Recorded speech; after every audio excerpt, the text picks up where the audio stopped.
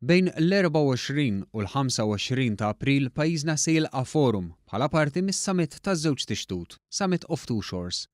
F'konferenza tal-aħbarijiet il-Ministru għall-Affarijiet Barranin Carmelo Abela spjega li dan is-summit li twieled mill-laqgħa tal-5+5 li tellet f'pajjiżna iktar kmieni din is-sena ikompli jibni fuq il-kollaborazzjoni bejn pajjiżi tan-nofsinhar tal-Ewropa u tramuntana tal-Afrika biex is-soċjetà ċivili tipproponi għadd ta' proġetti konkreti f'għadd ta' oqsma.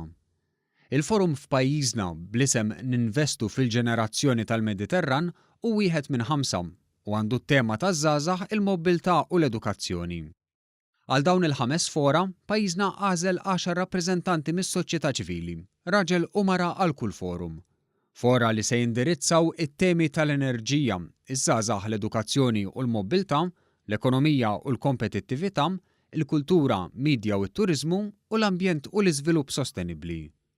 Fl-aħħar nett ir-rappreżentanti mis-soċjetà ċivili se jresqu l-idejat konkreti tagħhom fis-summit taż-żewġ tixtut li se jsir f'Marsilja fi Franza f'Ġunju li ġej, kif spjega l-Ministru Carmelo Abela. L-iskop huwa li jiġu ippreżentati daw il-proposti biex ma jibqax paroli biss imma tittieħed l-azzjoni wkoll bbażata minn dak li jkun intqal mis-soċjetà ċivili f'dawn il-fora li ħajsiru f'pajjiżi differenti. Il-professur Simon Borċ li se tkun ir-rappreżentanta ewlenija ta' pajjiżna spjegat l-importanza li huma propju membri mis-soċjetà ċivili li se jmexxu l quddiem l-idejat tagħhom.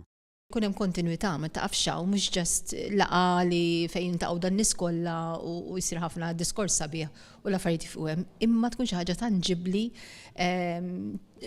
bidla li jġibu dawn in-nies permezz tal-inizjattivi tagħhom u permezz dawn il-proġetti.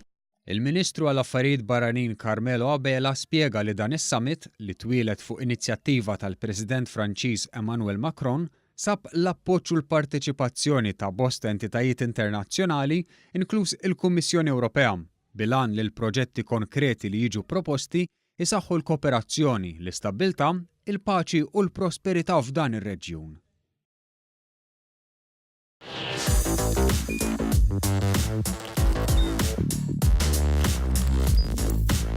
Idħol fuq one.com.mt u hemmhekk tista' tara l-programmi kollha li jxandru fuq One permezz ta' One Play.